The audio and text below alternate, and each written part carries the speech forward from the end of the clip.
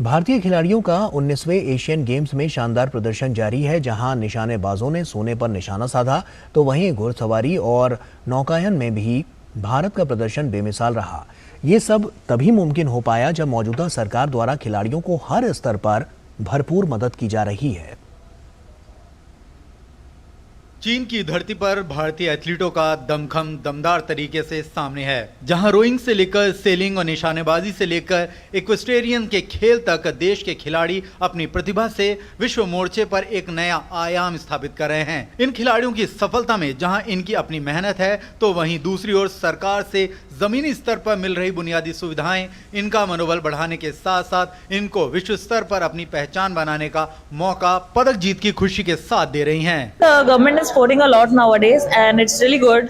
And the Asian Games, there are a lot of medals. So I think all the hard work country is doing. So वैसे किसी भी खिलाड़ी के लिए पदक का सपना तभी सच होता है जब एथलीट को घरेलू स्तर पर अंतर्राष्ट्रीय स्तर की सुविधा मिलती है, और इस मोर्चे पर खेलो इंडिया और खेलो इंडिया यूनिवर्सिटी के मंच से मिल रही मदद को ये खिलाड़ी बताना नहीं भूलते। Definitely, again, I say that the tops being very helpful to me, and Kelo India also, they sponsor the young generation, and that's how I think Ramita and Tilottama and Nancy, they are also getting up, and such a good competition to have with them. Always, I also learn from them. So this kind of schemes are really helpful, and they just bring up the budding shooters and promote them, and motivates them so much that they do good so quickly and learn the experiences so fast.